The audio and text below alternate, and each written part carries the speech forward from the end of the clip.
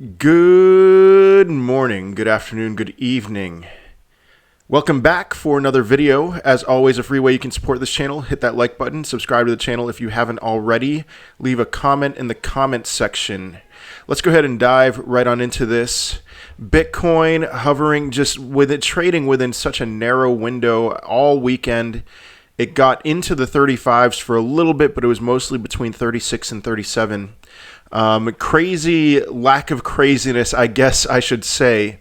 One thing that I'm keeping an eye on right now is Ethereum, $2,800. I've been paying attention to the price of Bitcoin and the price of Ethereum in comparison. Ethereum just keeps on seeming to climb a little higher.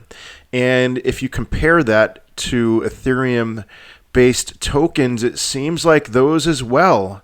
They seem to be riding this Ethereum wave, and I'm wondering, I'm even hoping, like, let's just say Bitcoin stayed in the 30,000s. I'm not saying this is going to happen. I don't think it's going to happen, but let's just say for the next 2 months, it stayed in the 30,000s. I could see Ethereum continuing to climb. And I'm telling you right now, if I was a Bitcoin maximalist, if I was the kind of person who believed that it's only Bitcoin forever for the future, there's nothing that could take its place in terms of market cap, I would be sweating right now. I would be very, very nervous because it seems like, there was a time when under 50% dominance was a huge deal for Bitcoin, and now it's at 41.45%. It seems like their dominance is melting away after a while. Aside from some kind of major altcoin crash, I don't see this getting back any higher anytime soon. We'll see. I do expect plenty of positive price action for Bitcoin over the next few months. But, up until the release of EIP 1559 for Ethereum, I'm just wondering if that dominance is going to continue to melt away. But other than that, just wanted to talk about El Salvador and what that means. There's some things that, price action-wise, not too excited about El Salvador adopting Bitcoin. But there are some other things that I'm going to be paying attention to. And so just want to be clear about some things and move on. So El Salvador, if you haven't heard the news, El Salvador set to make Bitcoin legal tender. It was announced during the Bitcoin Miami conference, which I have heard lots and lots of positive and negative things about the Bitcoin conference. Haven't watched anything, just saw some pictures on Twitter, things like that. But this was announced during the Bitcoin conference. El Salvador President Nayib Bukele has announced that Bitcoin will become legal tender in the Central American nation, with a bill being sent to Congress next week. The announcement was made during the Bitcoin conference in Miami, which has featured the likes of MicroStrategy CEO Michael Saylor and FTX's CEO Sam Bankman-Fried. So El Salvador, first country. This is a first. This is something to celebrate.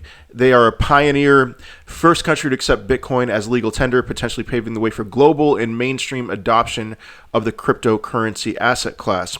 This is going to raise a few issues potentially for a country like the United States, which treats cryptocurrency wrongly, in my opinion, as property. In other words, they treat it like as if you invested in stocks. So you unfortunately have the double tax hit of I don't even know if I should call it double tax, but the taxes that you pay on the way out when you're exiting back into fiat currency, that's as if you sold a stock. And I would argue more so that this should be looked at as converting from one currency to another, which is not taxed. And so this raises some issues potentially for the United States. If a country like El Salvador is going to look at Bitcoin as legal tender, then shouldn't we be able to convert our cryptocurrency to Bitcoin, to the El Salvadorian one of their legal tenders? I mean, it's nothing that they're going to pay attention to right now, but it is something that they're going to have to, if a major country were to adopt Bitcoin sometime down the road, then that would be the case. But as far as price action is concerned, I know some people were bemoaning the fact that there really wasn't much price action after all of this. This is a 1 hour chart. So this weekend, this is where we were all weekend, 35 to 37,000, not even 37,000. And El Salvador, that news was dropped. Nothing crazy happened. No major swings upward. And people were saying that that's a sign that we're in a bear market. I strongly disagree with that. I mean, maybe we're in a bear moment within a bull market, but no, not in a bear market. I mean, let's take a look at their GDP. Remember, Bitcoin has a market cap of around $600 billion right now. El Salvador's GDP is $27.02 billion. It's just, what's a country like El Salvador going to do? I wonder, their population as well, 6.45 million people. That's similar to Indiana. Indiana's population is 6.7 million people. I'm curious to know if Indiana has a GDP number that would show up in here. So 6.7 million people in Indiana. GDP of Indiana, $327.34 billion in comparison to El Salvador's $27.02 billion. Not surprising to me at all. El Salvador is a really small country. I think it's actually smaller even in area than Indiana is. It's just, there's nothing significant about this, aside from the potential that it would open the door for other countries to consider this. And we'll get into that in a second. So, all right, El Salvador GDP, again, $27.02 billion. United States GDP, $21.43 trillion.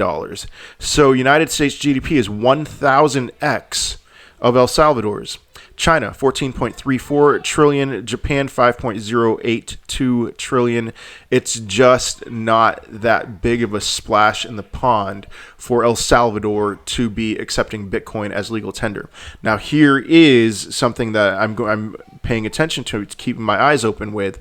After El Salvador, Paraguay, let me say it right. Paraguay hints at Bitcoin PayPal project. So Paraguay's deputy of the nation has suggested that the country is about to start working on, quote, an important project involving Bitcoin and PayPal. So does this have the potential, does El Salvador have the potential for a country like Paraguay to consider making Bitcoin its legal tender or opening doors for Bitcoin in other ways? We will see. Here's the thing that I've always looked at when it comes to the halving cycles. I've always looked at this cycle as the cycle when institutional adoption would start to snowball. And we've seen that for sure with MicroStrategy opening the doors for other publicly traded companies to adopt Bitcoin. Obviously, Tesla getting in, which I wish they never did, but that's another story for another time. And so we see El Salvador has maybe opened the door for other countries to consider this, to get into this. But really, I'm looking at 2024, after the 2024 halving, as the time when other nations will start to get in slowly but surely. But that would take several decades. I have no doubt that the United States would do nothing anywhere near that in 2024 or 2028, and probably not 2032. Maybe never. We'll never know. But as far as the U.S. dollar is concerned, but I think they're going to need to do something when it comes to cryptocurrency sometime down the road. So what else do we have here? A couple more things. The president of El Salvador just confirmed that citizens won't pay capital gains tax on Bitcoin because it's a legal currency. That's the kind of thing that has me wondering about other countries. The more and more countries that accept Bitcoin, or that they consider it as a legal currency, what happens? What happens with the United States? The more pressure will fall on the United States' shoulders, on other countries that are more major players in this. And so we'll see. Last but not least, MicroStrategy. Here we go again. I love it. Michael Saylor. It's so hard for me to say Michael Saylor, MicroStrategy at the same time. Michael Saylor will not stop. If there was ever a doubt that he would stop, nope. He sees $36,000 Bitcoin and he says, I want that. He's like that woman, that wife in Napoleon Dynamite. I want that.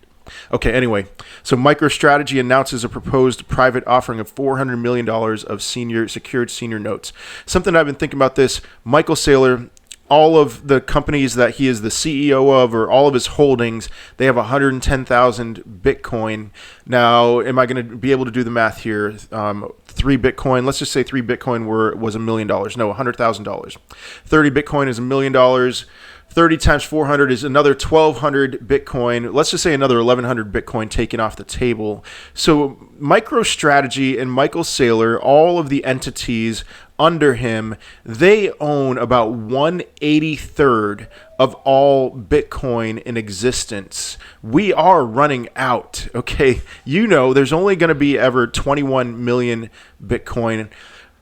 Satoshi Nakamoto owns 1/21 of that, and I'm guessing that those will never be used, and they may never be spent in a long time. 4 to 6 million Bitcoin are disappeared. They're gone forever. They're in a landfill somewhere. They're never coming back. How much more left is there? I mean, we have Grayscale. They're the largest holders of Bitcoin after Satoshi Nakamoto, and they have 650,000, something like that. We are running out more and more every day. MicroStrategy is not going to sell their Bitcoin anytime soon. And so this squeeze is coming. You have a limited amount of days. I might make a TikTok about this. You have about 1,000 days to buy Bitcoin. And then after that, your ability to actually buy Bitcoin is going to be, you'll be able to fight over scraps, as some random people sell a little bit of Bitcoin that they have. 1 Bitcoin goes on Coinbase, and the ravenous wolves come in and devour it like crazy. And maybe Coinbase is like, all right, we're going to break this down into 1/100ths. So first comes, first serve. Good luck being one of those 100 people to buy 1/100ths of a Bitcoin. That day is coming. And here we are. You're deciding, should I not get in on Bitcoin when it's at $36,000? What if it drops more? Yeah, oh man. How about I don't get into that? How about, I have traveling to do today. I have decided to make this video because I wanted to. It's a Monday. It's very important on Mondays to make a video like this, but I am going to finish now and load up my car and head to eastern Wisconsin from western Wisconsin for week 2 of my workcation. So I hope you have a great week, great rest of your day. Let's be prosperous. Stay safe out there. Much love. Peace.